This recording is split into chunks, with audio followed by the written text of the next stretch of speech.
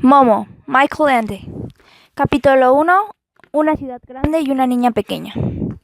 En los viejos tiempos, cuando los hombres hablaban todavía muchas otras lenguas, ya había en los países ciudades grandes y suntuosas. Se alzaban ahí los palacios de reyes y emperadores. Había en ellas calles anchas, calles estrechas y callejuelas intrincadas, magníficos templos con estatuas de oro y mármol dedicadas a los dioses.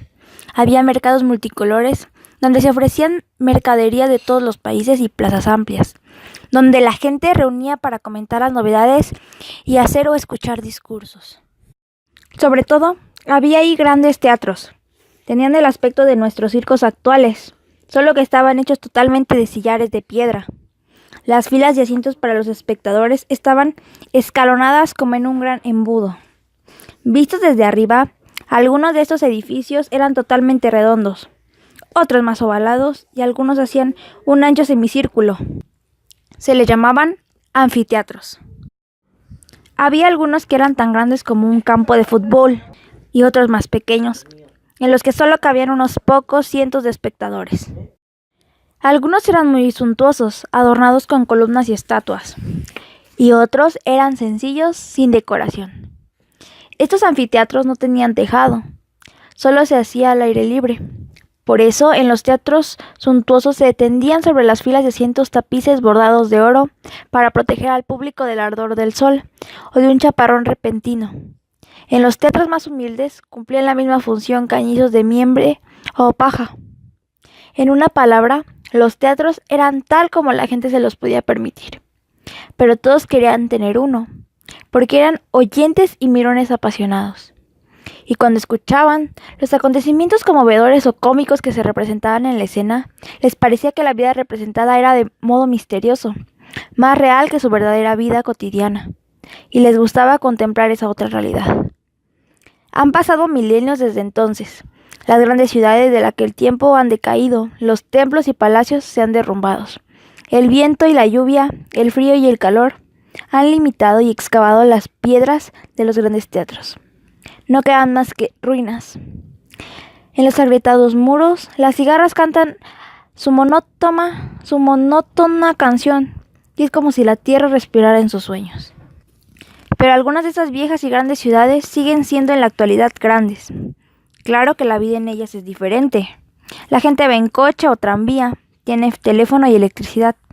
Pero por aquí o por allí, entre los edificios nuevos, quedan todavía un par de columnas, una puerta, un trozo de muralla o un anfiteatro de aquellos lejanos días.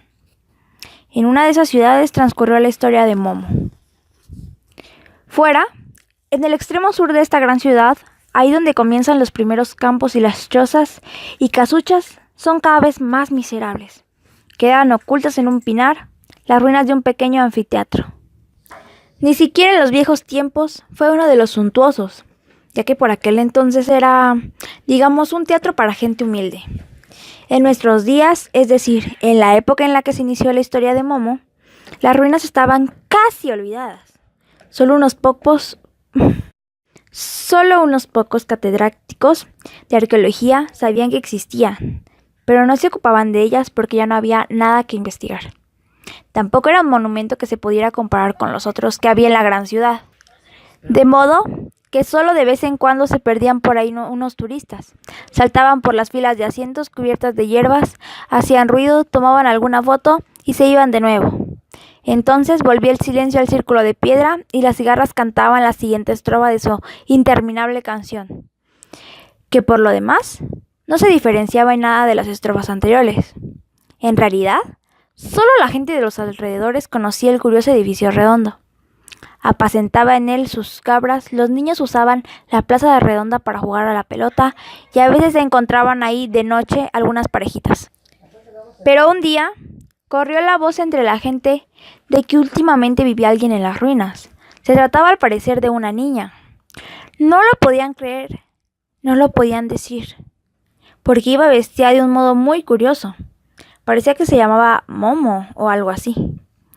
El aspecto externo de Momo era ciertamente un tanto desusado y acaso podía asustar algo a la gente que da mucha importancia al aseo y el orden. Era pequeña y bastante flaca, de manera que ni con la menor voluntad se podría decir si tenía 8 años o si tenía 12. Tenía el pelo muy ensortijado, negro como la pez, y con todo el aspecto de no haberse enfrentado jamás a un peine o unas tijeras. Tenía unos ojos muy grandes, muy hermosos, y también negros como el carbón, unos pies del mismo color, pues casi siempre iba descalza. Solo en invierno llevaba zapatos de vez en cuando, pero solían ser diferentes, gastados y además le quedaban demasiado grandes. Eso era porque Momo no poseía nada más de lo que encontraba por ahí o lo que le regalaban. Su falda estaba hecha de muchos remiendos de diferentes colores y le llegaba hasta los tobillos. Encima llevaba un chaquetón de hombre, viejo, demasiado grande, cuyas mangas se arremangaba alrededor de la muñeca. Momo no quería cortarlas, porque recordaba previsoramente que todavía tenía que crecer, y quién sabe si alguna vez volvería a encontrar un chaquetón tan grande, tan práctico y con tantos bolsillos. Debajo del escenario de las ruinas, cubierto de hierba, había unas cámaras medio derruidas, a las que se podía llegar por un agujero en la pared. Allí se había instalado Momo como en su casa.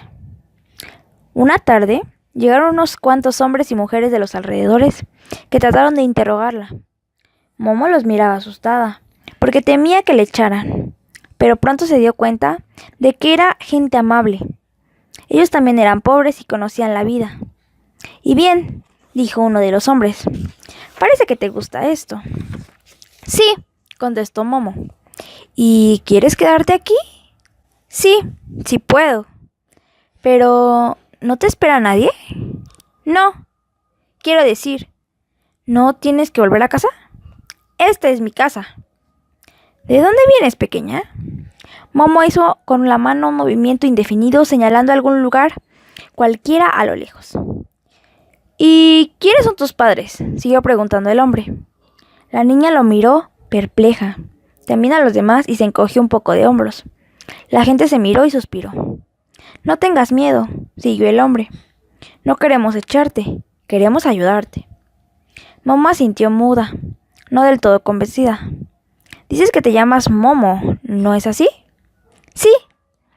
Es un nombre bonito, pero no lo he oído nunca». «¿Quién te puso así?» «Yo», dijo Momo. «¿Tú misma te nombraste así?» «Sí». «¿Y cuándo naciste?» Momo pensó un rato y dijo por fin: «Por lo que puedo recordar, siempre he existido». «¿Es que no tienes ninguna tía, ningún tío, ninguna abuela, ni familia con quien puedas ir?» Momo miró al hombre y calló un rato. Al fin murmuró: «Esta es mi casa». «Bien, bien», dijo el hombre, «pero todavía eres una niña. ¿Cuántos años tienes?» 100, dijo Momo como dudosa. La gente se rió, pues lo consideraba un chiste. «Bueno, en serio, ¿cuántos años tienes?» 102, contestó Momo un poco más dudosa todavía. La gente tardó un poco en darse cuenta de que la niña solo conocía un par de números que había oído por ahí, pero que no significaban nada, porque nadie le había enseñado a contar. «Escucha», dijo el hombre, «después de haber consultado con los demás, ¿te parece bien que le digamos a la policía que estás aquí? Entonces te llevarían a un hospicio donde tendrías comida y una cama, y donde podrías aprender a contar, a leer y a escribir muchas cosas más. ¿Qué te parece, eh?» «No», murmuró, «no quiero ir allá. Ya estuve ahí una vez. También había otros niños. Había rejas en las ventanas, había azoteas cada día, muy injustos. Entonces, de noche escalé la pared y me fui. No quiero volver ahí». «Lo entiendo», dijo un hombre viejo, y asintió. Los demás también lo entendían, y asintieron. «Está bien», dijo una mujer, «pero todavía eres muy pequeña. Alguien ha de cuidar de ti». «Yo», contestó Momo aliviada. «¿Ya sabes hacerlo?», preguntó la mujer. Momo calló un rato y dijo en voz baja: «No necesito mucho». La gente volvió a intercambiar miradas y a suspirar y a asentir. «¿Sabes, Momo?», volvió a tomar la palabra el hombre que le había hablado primero. «Creemos que quizá podrías quedarte con alguno de nosotros. Es verdad que todos tenemos poco espacio, y la mayor parte ya tenemos un montón de niños que alimentar. Pero por eso creemos que uno más no importa. ¿Qué te parece eso, eh? Gracias, dijo Momo, y sonrió por primera vez.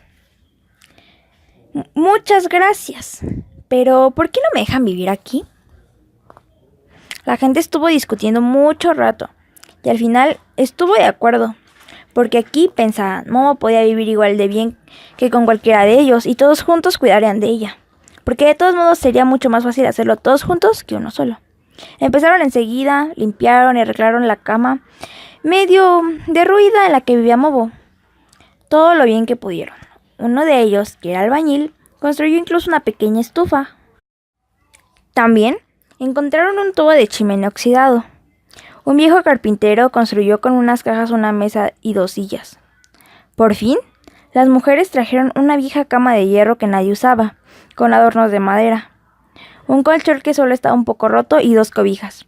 La nueva cueva de piedra debajo del escenario se había convertido en una acogedora habitación. El albañil, que tenía aptitudes artísticas, pintó un bonito cuadro de flores en la pared. Incluso pintó el marco y el clavo del que colgaba el cuadro. Entonces vinieron los niños y los mayores y trajeron la comida que les sobraba. Uno un pedacito de queso, el otro un pedazo de pan, el tercero un poco de fruta, y así los demás. Y como eran muchos niños, se reunió esa noche en el anfiteatro un nutrido grupo e hicieron una pequeña fiesta en honor a la instalación de Momo. Fue una fiesta muy divertida, como solo sabe celebrarse la gente modesta. Así comenzó la amistad entre la pequeña Momo y la gente de los alrededores.